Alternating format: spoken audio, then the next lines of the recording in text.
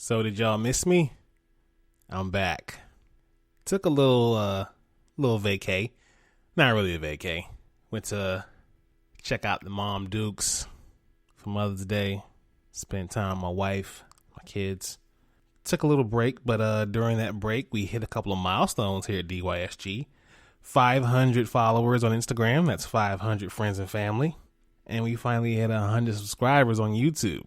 Pretty big, right? And from the bottom of my heart, man, I thank all of y'all. I thank every single one of you who have subscribed, who have shared, liked, commented, whether good or bad. I thank you all. You all are really making a dream of mine come true. And I thank you, sincerely. Ladies and gentlemen, blurds and nerds, freaks and geeks, this is Do You Speak Geek, episode 77.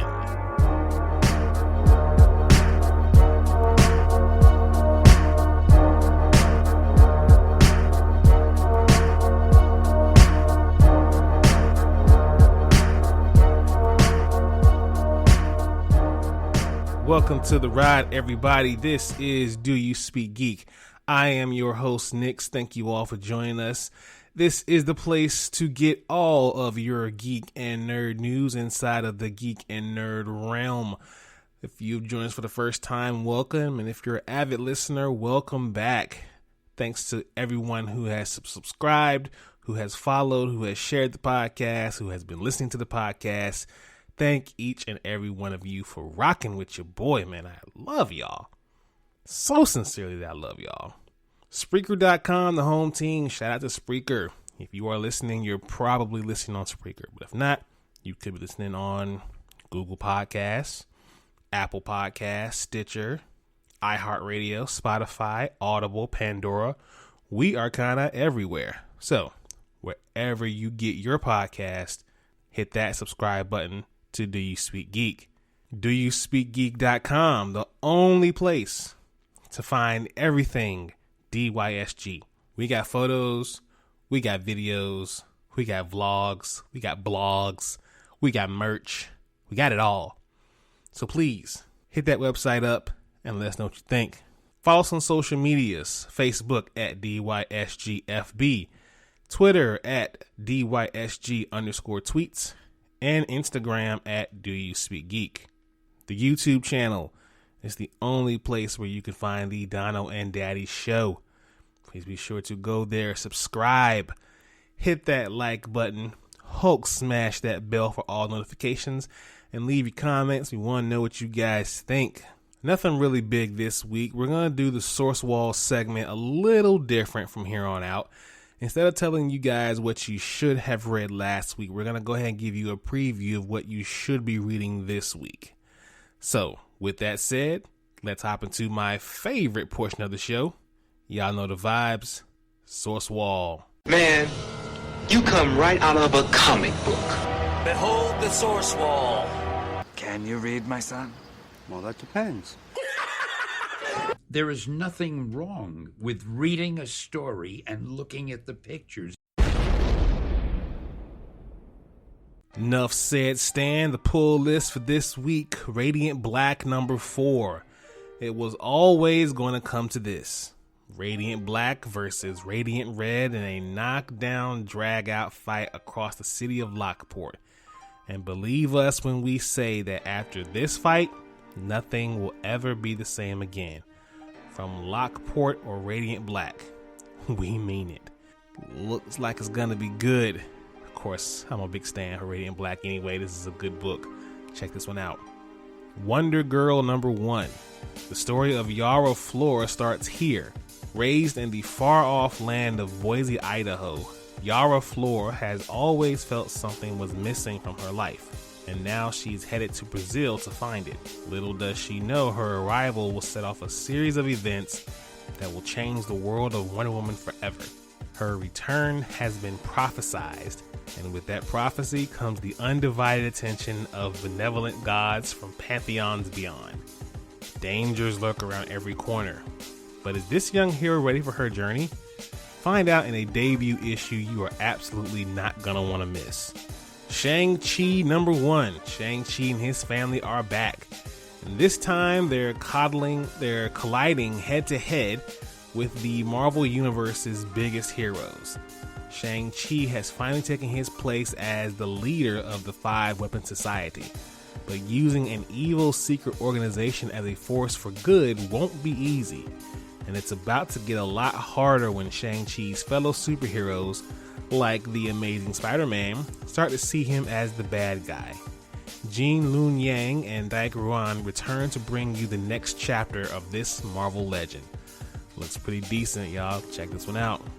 Fantastic Four, Life Story #1. A lot of Marvel up in here, right?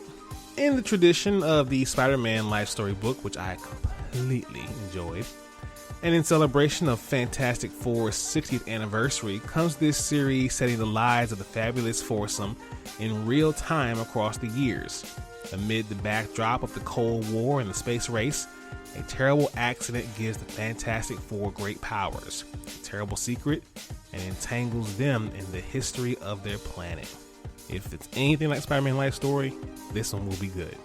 Legends of the Dark Knight #1. The iconic series Legends of the Dark Knight is back.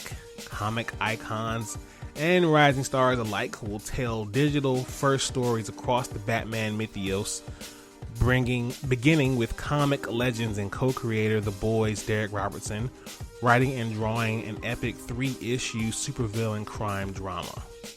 A new player has arrived on the scene in Gotham City and is selling deadly chemicals to the worst villains in town. Mr. Freeze, the Penguin, and even good old Mr. J. It's up to Batman to stop these villains, track down the supplier, and save Gotham City once more.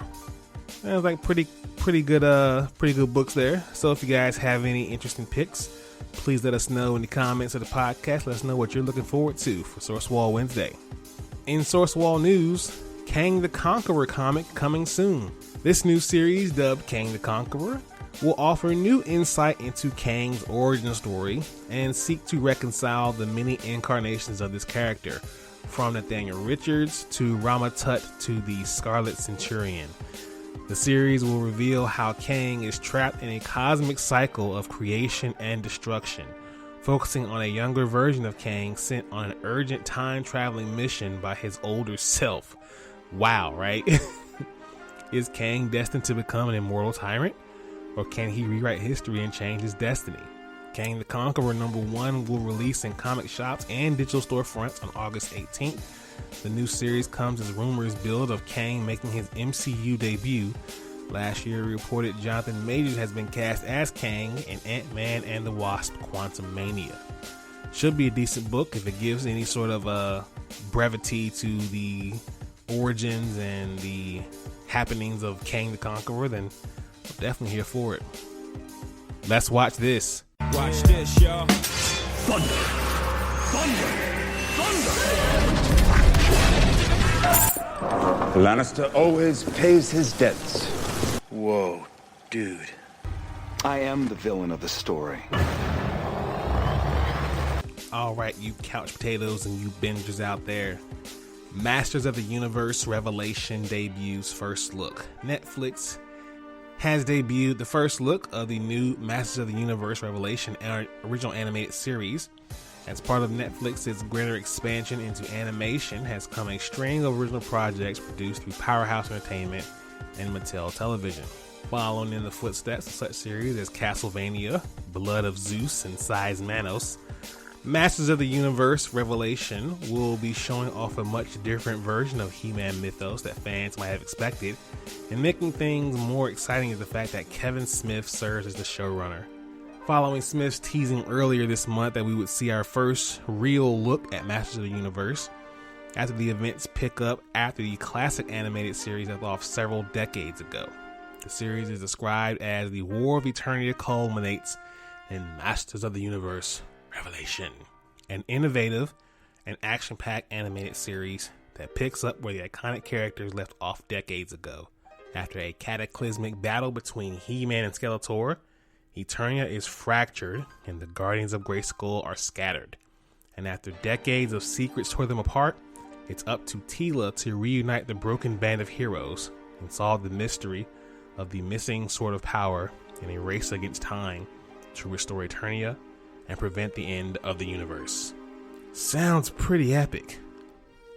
I wonder if anyone could do better. Makes me think, right? Anyway, moving on. New Snake Eyes poster and first look images and trailer have been revealed. Snake Eyes G.I. Joe Origins creeps closer to a release. Paramount Pictures has released a new batch of images and a trailer giving us a closer look at the hero and villains in this prequel movie. You can check out the pics online for a better look at Henry Golden's Ninja Hero, along with Samara Weaving as Scarlet, Andrew Koji as Storm Shadow, and Ursula Cobero as the Baroness, and even brand new poster for the G.I. Joe adventure Snake Eyes G.I. Joe Origins is slated to hit theaters July 23rd. The film was pre-scheduled for October 2020, but we all know what happened. Looked pretty decent though with the trailer, I will say that. It was a short trailer, real quick teaser one. A lot of fans have speculations because, you know, Snake Eyes is Asian this time around, and he's not a white guy. He's talking. It's like, they don't know how they feel about it. But we'll give it a chance. Maybe this is before his vow of silence. We'll see. Let's hop into Thumb Life. Peace, love, and video games! It's on like Donkey Kong. Alright, gamers, one tech news this week. PS5 has released the new colors for the DualSense Controller. Since the PS5 launched, the standard white and black DualSense controller has been the only option available. That's about to change. Sony has announced that 2 new DualSense models will be available soon, Cosmic Red and Midnight Black. The new designs are set to release on June 11th, but you can pre-order them now at Amazon. The Midnight Black model is a black and dark gray, making it reminiscent of the DualShock controller going back to PS2. It retails for $69.99. The Cosmic Red version has a red and black design and retails for $74.99. These new DualShock designs support all the same features that make the original DualShock controller special. I like them, man. That black one, I might have to get that one, name it Grayson. And that red one, when you see it, that might have to be Corey. I don't know about y'all, but I like to name my stuff, and I might name those controllers. But I gotta get a PS5 first. C'est la vie. Let's mark out. So what you gonna do?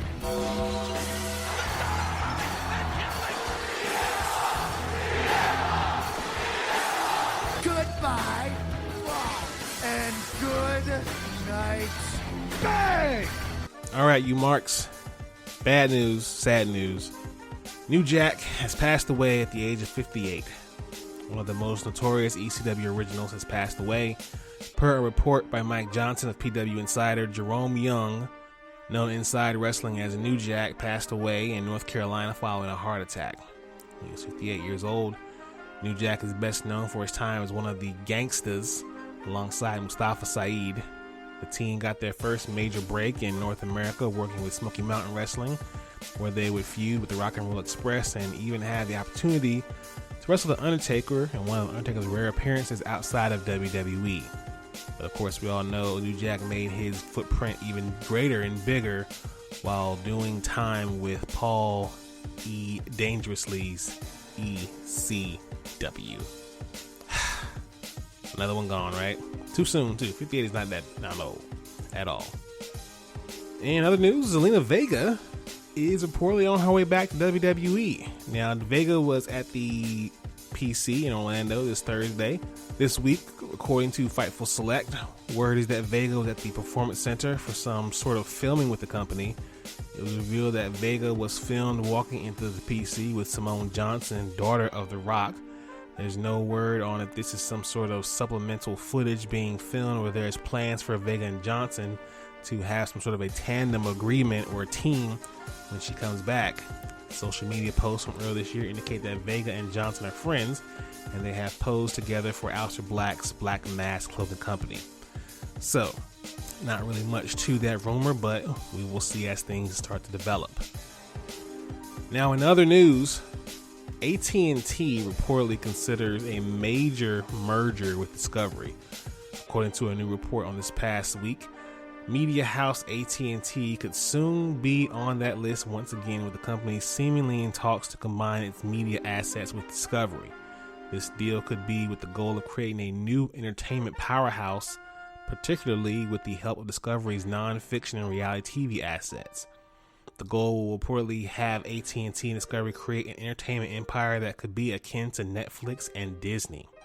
AT&T already has a number of significant assets to its name, particularly through the 2018 acquisition of Time Warner, which puts Warner Media and Warner Brothers Studios under its umbrella. The network included within that are HBO, CNN, Cartoon Network, TBS, and TNT. If Discovery's programming was added to it, that would include HGTV, Food Network, TLC, Travel Channel, and Animal Planet. Now, here's the kicker, why it's important to nerds and blurs like us. This has made some already begin to wonder what that could mean for another property under Warner Media, which is DC Comics. At the moment, there is no clear indication of if or how DC will be impacted by an AT&T Discovery merger, or if said merger could even become a reality. However, we are keeping our eyes to this, and DYSG will keep you guys posted. Oh man, felt good to be back, but I'm out of here. Thank you all for listening. Please be sure to follow the podcast, listen to the podcast. Let your boy know what you think about this podcast. Visit the website, doyouspeakgeek.com. Follow us on social media, Facebook, Twitter, and Instagram. Check out that YouTube channel. Follow and subscribe there, like the videos. As always, people, live to play to win to live. I speak geek. Do you speak geek?